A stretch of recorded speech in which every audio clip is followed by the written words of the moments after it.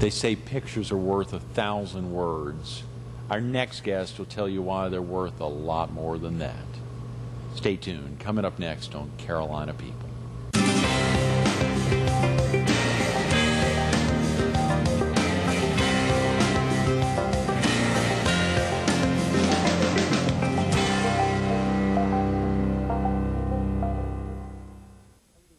Good morning. Welcome to Carolina People.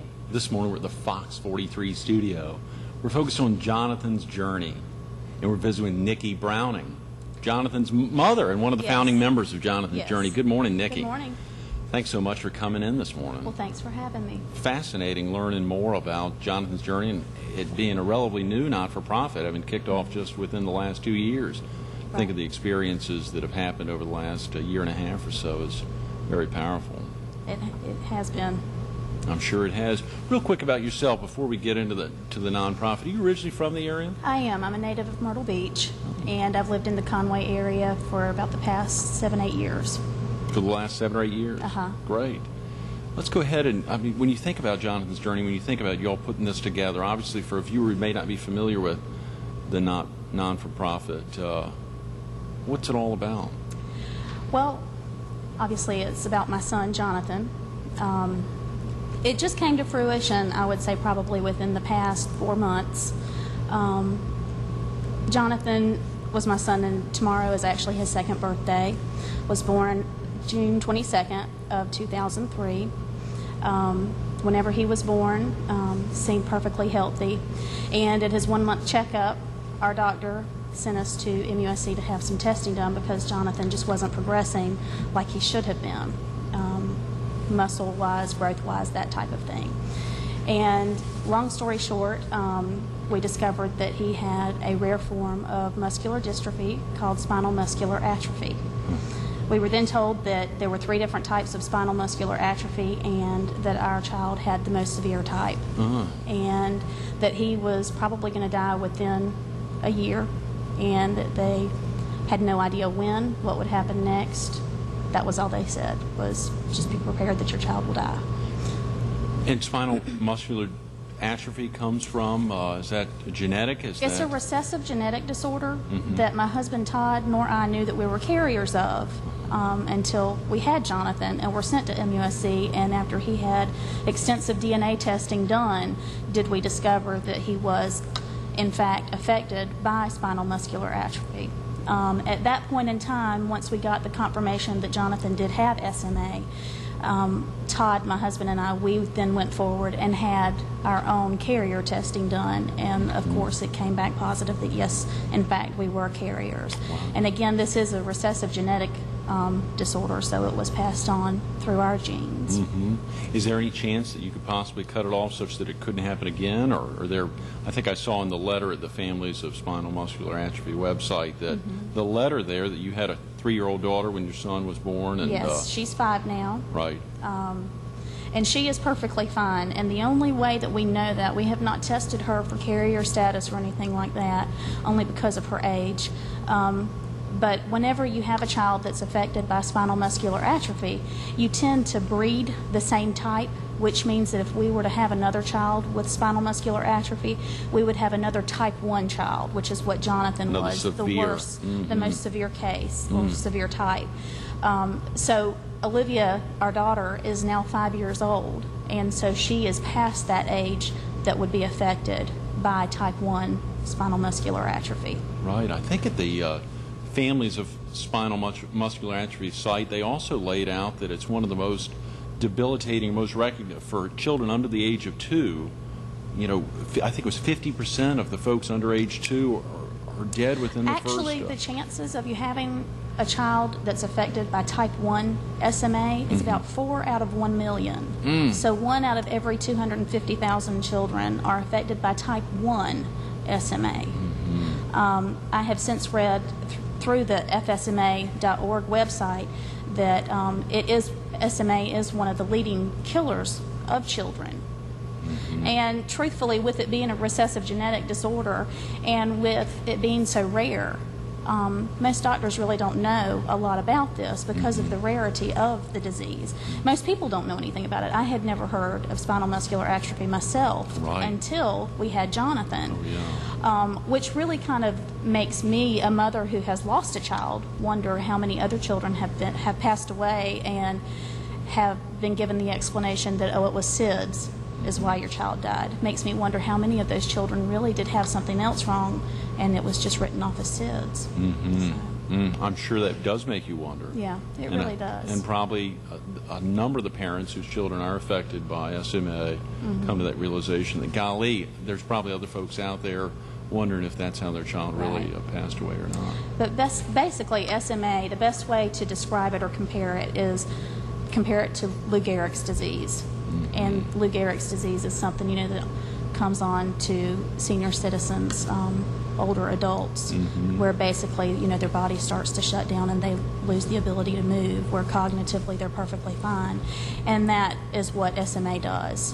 What were some of the signs early on for Jonathan that you all recognized that made you wonder, or did you talk to your pediatrician about it, or were there questions early on that you all had? Well, both of my children that I've had were small babies when they were born. They were both full term and they were both only 5 pounds 1 ounce. So of course my initial questions that I asked the pediatrician, you know, the first response is, oh, well, he's small, you know, so give him just a little more time. But then as we started to look a little closer and saw that he wasn't holding his head up any at all, wasn't trying to lift his head to turn it, you know, none of those things, wasn't kicking his legs, moving his arms, punching his fist in the air. At that point in time, the doctor did check his reflexes, and his reflexes were pretty much non-existent. And the reason why they were non-existent, and Jonathan was thin, but he was gaining weight, and so that's why, you know, because of the weight gain issues, we weren't extremely concerned whenever he was a month old. But he was thin, and the reason why he was thin is because he had low muscle tone. And he had the low muscle tone because he didn't have the signals going through his nervous system to his muscles that he needed, like the average person does. So ultimately what would have happened with Jonathan had he lived any longer, he already, you know, was unable to move his legs and his arms on his own, and he was unable to move his head. He pretty much was stationary. In the end, he eventually lost the ability to swallow. It affects all of your voluntary muscles, and the majority of your body is, you know, muscle, including the majority of your organs. If you think about the ability to swallow, the ability to digest your food, all of those organs that process that food and process everything in your day-to-day life, they're muscles that are working your body, working your organs. And so he had lost the ability to swallow, which also meant he had lost the ability to eat and digest that food. So we had to assist him in certain aspects. But ultimately, because of the loss of the muscle use, he would have been unable to smile, which fortunately I was able to see my baby smile. He would have been unable to blink his eyes. So many different things that we just take for granted, you know, in our day-to-day lives. And one of the big joys, obviously, of having the first, I mean, you know, not a joy, but having had a first child, to be able to gauge some of the responses that babies should typically be having at an early age, to know, oh, something's not right here, to be able to really get into it quick, so that y'all didn't watch atrophy happen immediately without knowing what was going on. Exactly. And the experiences, y'all quickly went down to MUSC. Y'all were down there for how long? The first time we were there for about a week. And the first day that we were there, you know, they were not sure what the problem was.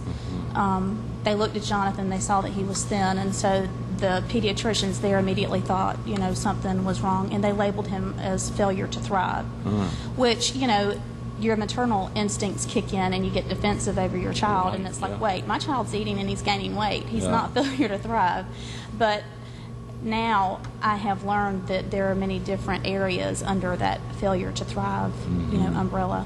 So what they did is they immediately took 3 different types of bodily fluids, including a spinal tap on him that day to check for any type of infection that would be running through his body.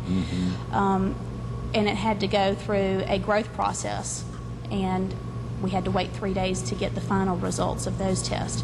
Well, they got immediate results, and the very next morning we were told that so far everything looked good. So we thought that Saturday morning we were going home because he didn't have an infection. Right. And the doctor walked in the room, and he stood across the bed, and he said, I guess you've heard the results of the test that we've done on his bodily fluids for infection, what they are so far. And I said, yeah, they said that they seem fine. That's great. And he said, no, I think you need to prepare yourself that this could be something your child does not survive. So at that point was really when the whole nightmare started, which has ended up being a great joy, to be honest with you. I wouldn't change a thing in the world. Of course, if I could change to where my child was healthy, yes, I would do that. But if I were back in 2002, whenever I first conceived Jonathan, would I have changed it and not had him? No, I would have had him, because he has blessed my life in so many more ways than I can ever count. Absolutely. Wow, that's powerful. If a viewer needs to get off now, get out to work, or head out of the house, what's a good phone number? And, of course, the website. You all have a website. And I think forgive me, I was under the understanding the not-for-profit had been around for a little longer. It's just been 4 months. Exactly. Wow. Exactly. And that was one thing that made me so happy, was because my husband Todd and I had tried so many different avenues to make a difference with Jonathan's life. Sure. We tried to donate his organs, and because of the way South Carolina law is and the nature of Jonathan's death, we were unable to do so. So we tried so many different things, and were just unable to do anything, which was really disheartening, especially when you're trying to look for something good and something so horrible. Right. And at any rate, whenever we came home from MUSC the last time, I had called Cindy Broom, who has Cindy's Photographic Creations, to take a family photo of us, because I realized I did not have one. She got us in very, very quickly.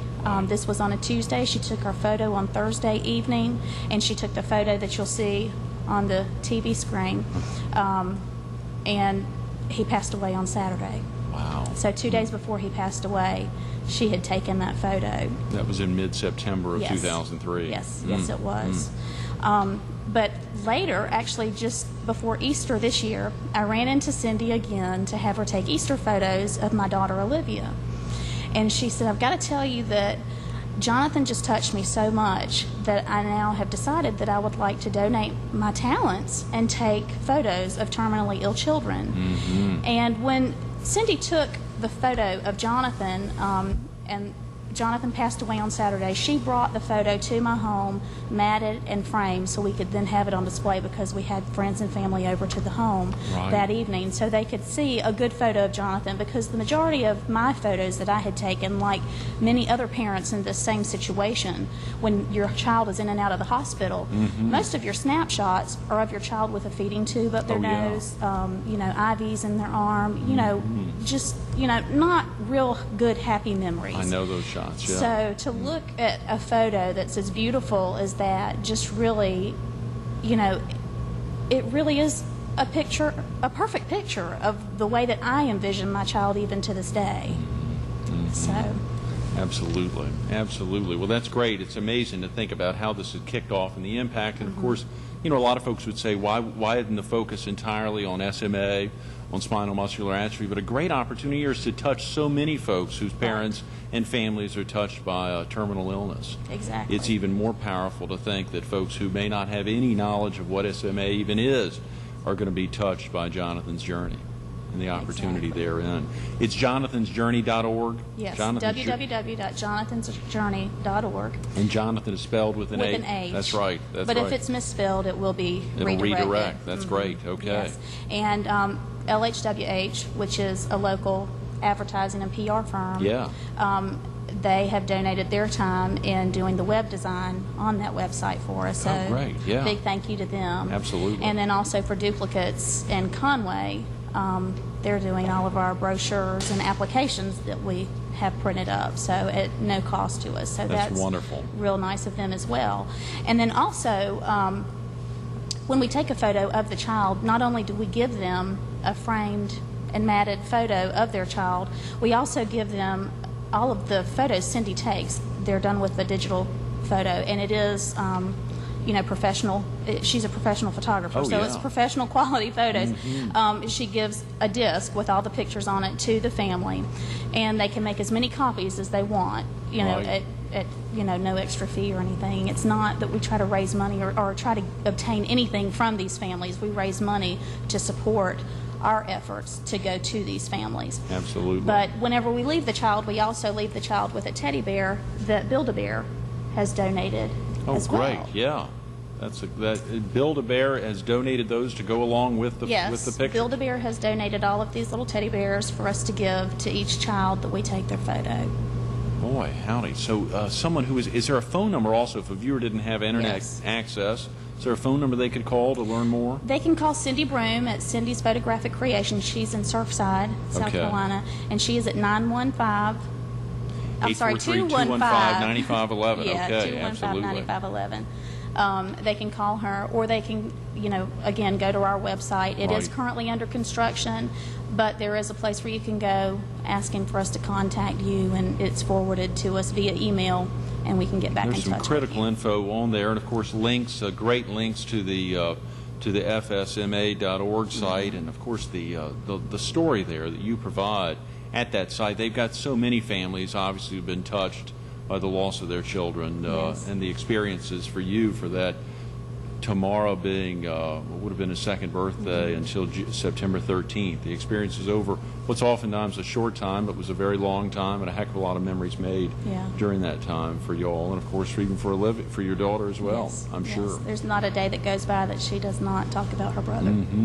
Of course, I think I saw in the letter and some of the literature y'all had, that's an unlocked disc of all those photos, as well as the opportunity to have that photo, as you said, whether it's a formal funeral or if it's just one in the home, to be able to have a great shot like that. Just to have, a beautiful photo, which is really something, when you look at it, it really makes you smile.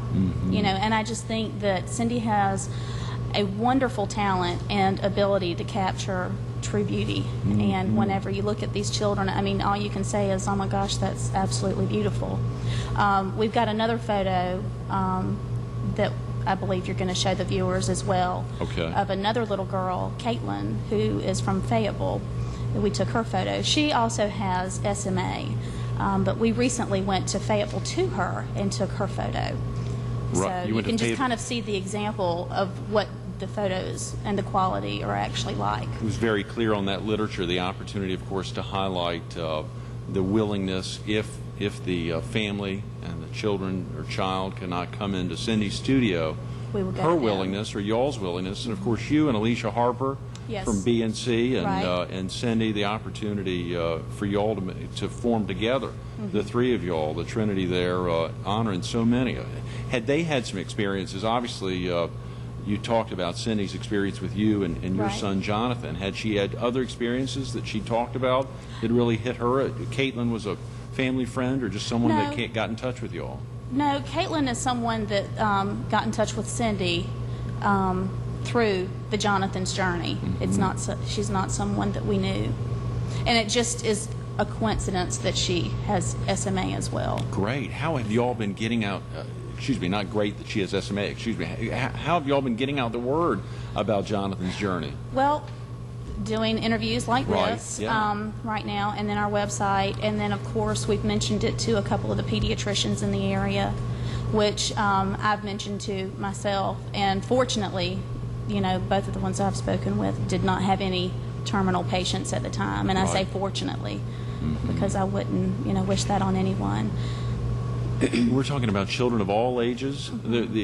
Of course, the goal for y'all to be able to touch quite a few children of all ages, terminal Right. illnesses that affect. Y'all have made the commitment to go out. This could be a pretty alarming number of folks contacting y'all with the rate of deaths in the area. Well, our goal is just to bring some sort of peace and happiness to the families, especially during such a hard and trying time like this. Absolutely. When you think back to the experiences as y'all were going through that, not to go back to that, but you think about the experiences for yourself as a family, knowing that there would be a time, I guess, recognizing that type 1 was going to be be more life-threatening possibly than the opportunity of the other types. Had there been experiences where you thought possibly it would end or would change, or as you reflect back on the time there in the hospital before coming back? Well, of course, you know, you look at your situation and you look at every little movement, every little thing that your child does in hopes that they're wrong. And of course I did the same. With as much time as I possibly had, and whenever I say possibly had, remember I'm at home with this terminally ill child as well. Right. That can't support his own head. You know, you have to hold a certain way to feed, you know, those types of things. It really is in a lot of pain, and he cried a good bit of the time because of his pain that he had.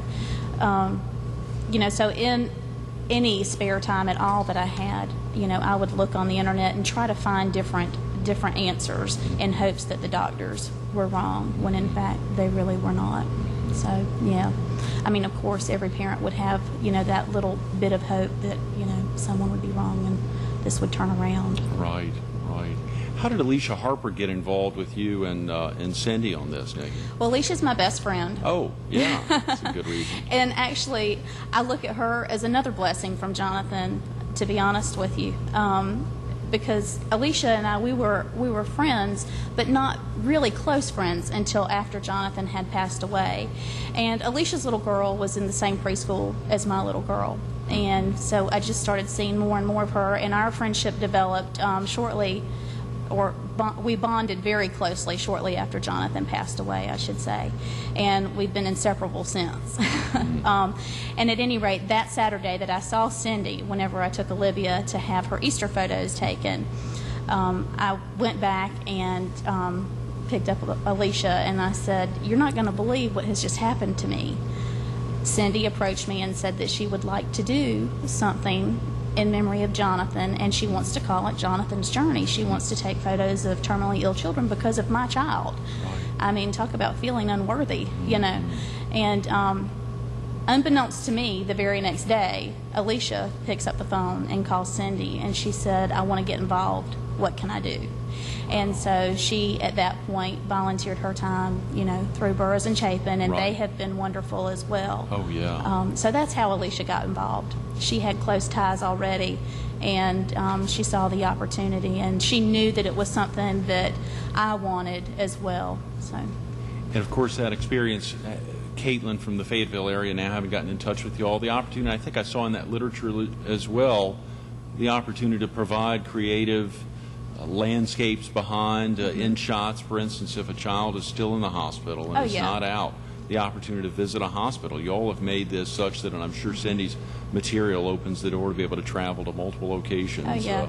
Before we formally formed Jonathan's Journey, just before I had run into Cindy, just before Easter, she had gone to a hospital to take a photo of a child that was dying, I believe, with cancer, and she went there. And I mean, she is just so creative. She really is. Nikki, how are y'all funding Jonathan's Journey? Donations. Great. And of course, if folks visit the website, they can email you for information on how to make a donation. Is there a place they can mail it to, or would they want to just call Cindy in her studio? They can call Cindy at her studio, or they can go online to our website and contact us. I'm not sure if they have our address on the website right now, but yeah. Or you can call Alicia at Burroughs and Chapin. Oh, that's great. Absolutely. But yeah, we're always accepting money. Cindy's number, the 215-9511. Yes, that's area code 843. And of course, the folks in Fayetteville calling from another state, surely within our viewing area, the opportunity to touch folks all over. Y'all are willing to travel as far as Fayetteville. How far are y'all willing to travel for Jonathan's Journey? We have no limits. Great. As long as we have the funding, we will go wherever we need to go. There is a FSMA convention coming up very soon in Virginia. Right. And we are planning on going to that convention and taking photos of the children there. And that's with the families of spinal muscular atrophy.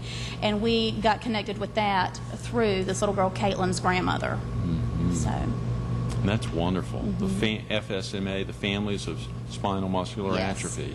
And of course, y'all's ability here is Jonathan's Journey's ability, obviously, to reach out to children who are affected by all types of diseases or illnesses.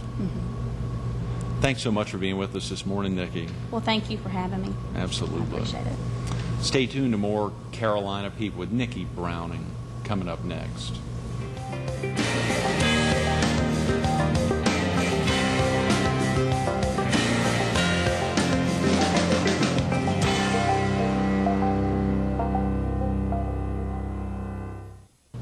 You know, for many parents, that day could be today. For Nikki and her husband, that day is tomorrow, the 2-year anniversary of their child's birth. You know, a lot of parents go through those experiences of thinking through the birth and oftentimes the death of a child. The experiences for many helped combine Cindy and Alicia and Nikki and so many others who want to touch not only the children but the families and all associated with the loss of a child. Jonathan's journey was thought about obviously a long time ago, but kicked off only 4 months ago. You can learn a little more about him online at jonathansjourney.org, or you can call 843-215-9511. You know, there's costs associated with kicking off any not-for-profit. These three have teamed together. There's a heck of a lot of man-hours involved. Obviously, kicking off with the experience with Nikki and her husband and their family, getting those shots, Cindy's willingness to travel, and all of their willingness to travel to Fayetteville. You heard Nikki talking about traveling up to Virginia. There are expenses associated with getting the word out about a charity, whether in many instances the Red Cross, the American Heart Association, the March of Dimes. In this instance, it's an amazing new charity, the opportunity to provide pictures in a setting that's comfortable. If you've seen anyone, whether a family member or a child, in hospital attire or with tubes in their arms, you don't like to have those thoughts as being the only lingering thoughts you have of the child or the parent in that way. This is an opportunity to see that child in a different, a nicer, a more environmentally friendly scenario. Take the time to go to Jonathan's Journey. They need your help, donations, sponsorship. If you know somebody at a frame shop who could possibly donate some frames, or if you know somebody who could make a donation, they've got an address, they've got it online. Visit jonathansjourney.org, jonathansjourney.org, or call 843-215-9511.